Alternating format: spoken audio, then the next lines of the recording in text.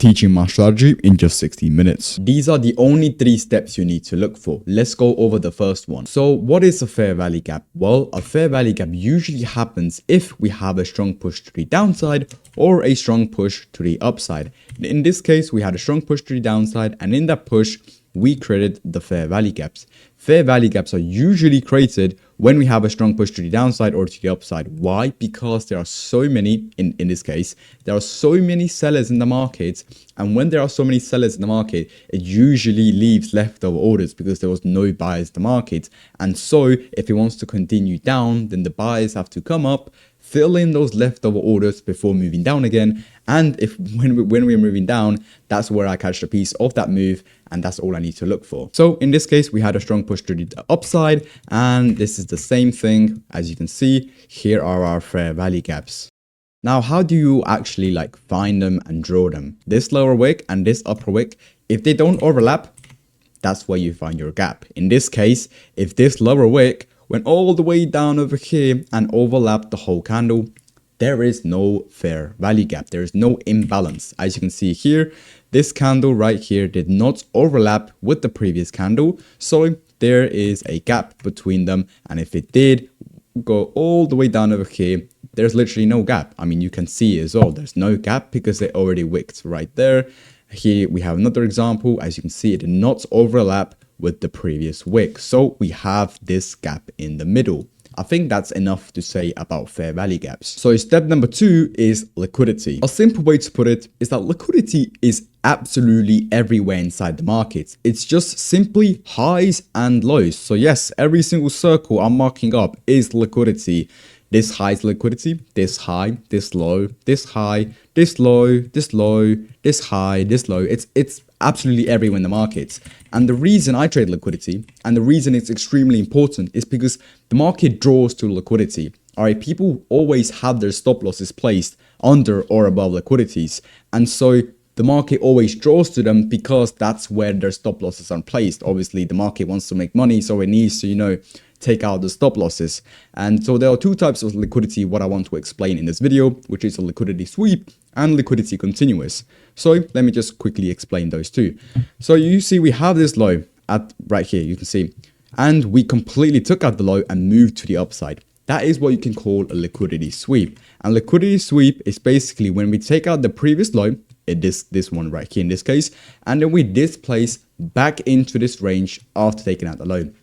That is what you can call a liquidity sweep. And if it were to be a liquidity continuous, it means pretty much, it says it in the word, is that we continue moving down after taking out the liquidity. So basically, yes, this is our liquidity. We took out the low just like this, and then we displace back into the range, which is called a liquidity sweep. And in this case, what is this? You say it, liquidity continuous. That's correct. Why? Because it broke the previous high and then we continued moving up. If we were to come here, take out the high, displace back into the range, what is this?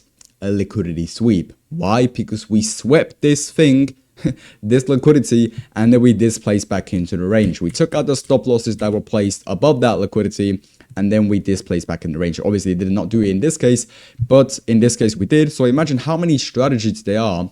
Like over here, imagine there are hundreds of different strategies. They all have their stop losses placed under this low, and so market just comes over here, stops you out, and then that's it. That's why some people say the market is hunting me, because they're always targeting a liquidity and then basically stops you out like this and then moves in your direction. Obviously, with my strategy, it can happen obviously with everyone's strategy, but you just need to be aware of those liquidity sweeps, because you don't want to be getting stopped out by just one single tick before moving in your direction like him.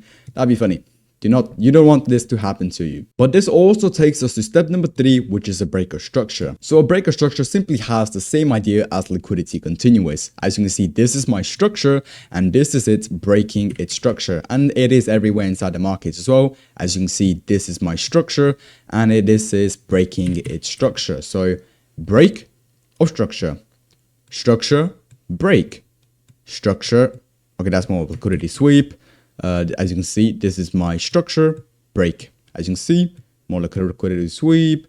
It's basically everywhere inside the market as well. Break of structure. Now you know all the three concepts I need to look for, but now let's put it all together into one single setup. So this here is all I look for. We explained fair value gaps. What did we have? Here we had a strong push to the upside, and in that push we left leftover orders right here, and we have a gap between this wick and this wick, and that's your fair value gap. So let's draw it out. As you can see, we drew it out, but I'm not looking at this fair value gap if we don't create a level of liquidity.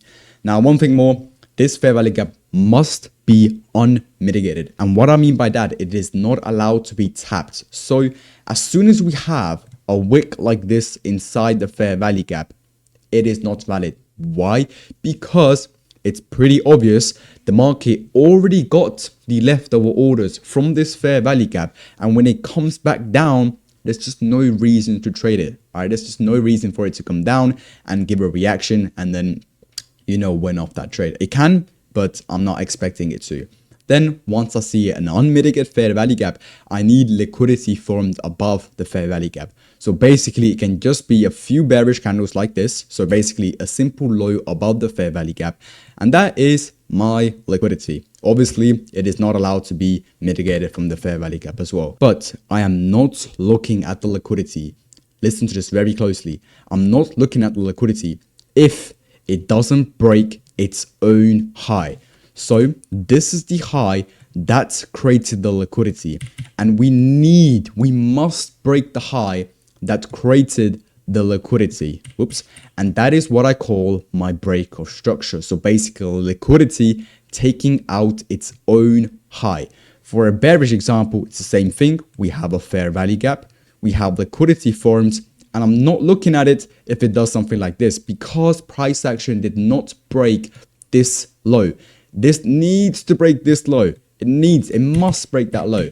And once I see a break of structure of this low, then it can return to the fair value gap. So after I've seen all of those three steps, I just needed to come down to the fair value gap, not with some bearish market structure like this, obviously, because I mean, it's obvious I don't want a bearish market structure when taking buys.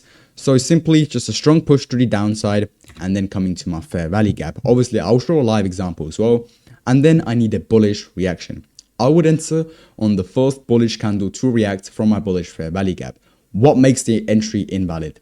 The entry is invalid if at any point it closes below the fair value gap. If at any point, so let's say this here was a bearish candle, just ignore that it's the color green. If it did something like this, if it closed like this, even the slightest bit ever, it's completely invalid. Let's say this here obviously was a bearish candle and it closes below the FEG. Not valid. I'm not taking it. It can close inside the FEG and it can wick through the FEG, but it's not allowed to close through the fair value gap. I am trading the 50-minute time frame, and at any point in the 50-minute time frame, it closes below that. I'm not taking it. All right. I think you already get the point. So I can see as many candles inside the zone as long as it doesn't close below it.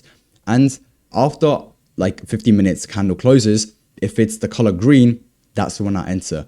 It obviously needs to be a momentum candle. It cannot, you know, close green like this. You see, I probably wouldn't take it like this. I mean, obviously it depends on the live markets, but I wouldn't take it like this. And also, I would not take the trade if it created a massive upper wick. Why? Because that means there's a lot of like sellers in that 50-minute candle. So basically, let's say the 50-minute candle opened up. In the first 5 minutes, we created this lower wick, just like this. We went down. Then we created this body right here. And then in the last like 7 minutes, we came all the way up here.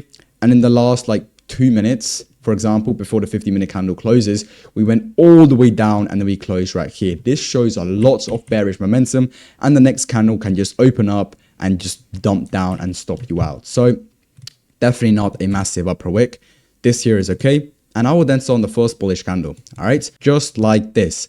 And for my stop loss, remember this, I will always have my stop loss below the deepest wick that went inside or through my fair value gap. So this is the previous candle. If this previous candle went all the way down over here, like for the wick, my stop loss would be slightly below that. But let's say it did something like this, then my stop loss would be below this deepest wick. This right here, this deepest wick right here. That's my stop loss placement. All right, just like this. And if this candle was, for example, bearish, let me just quickly make an example. So if it did something like this, obviously it's not invalid because it's not closed below the FVG. Then my stop loss will be below this wick because that is the deepest wick that went through or below the fair value gap. And obviously I also like to see long wicks. So for example, if we were to came down with long momentum like this and have a very small lower wick, and the next candle as well, very small lower wick, I do not like to see it. I like to see rejection. I like to see long wicks when it comes to my FVG. So let me just return all the way back to where it was before, just like this. Now let's talk about what makes this strategy so well and so consistent. Now this part is extremely important. I have optimized this strategy for psychology, and what I mean by this is that I have limited the decision making. You don't have to make decisions as, yo, should I put my take profit at this liquidity, or should I put my liquidity at this bearish fair value gap? Oh, I don't know. And then you know, it hits that liquidity, and then you regret not taking partials over there, and you close early. Bro, no, there is none of that bullshit in this strategy. You always have a strict take profit level at a 1 to 3 and a break even level at a 1 to 1.5 to, you know, have good risk management. So a 1 to 3 and simply a break even level at the middle part. So a 1 to 1.5. That is all you need. Let me show you a live example. So I didn't even try to find anything. This just popped up right in front of me. I don't even remember seeing this trade, but as you can see, step number 1, having a strong push to the upside and having a fair value gap in that push. Now, I usually do like to see my fair value gaps at the bottom, just like this. This is beautiful because there's no fair value gaps below it. I usually do like that, but it's okay sometimes. It doesn't make it invalid. I also like to have resistance or supports behind the fair value gap. Obviously, these are just bonuses, extra stuff. You don't need them. But in this case, it doesn't even actually have resistance behind of it. It's okay though. And then small bonuses, maybe having a inverse FVG behind the fair value gap as well. Like for example, this one.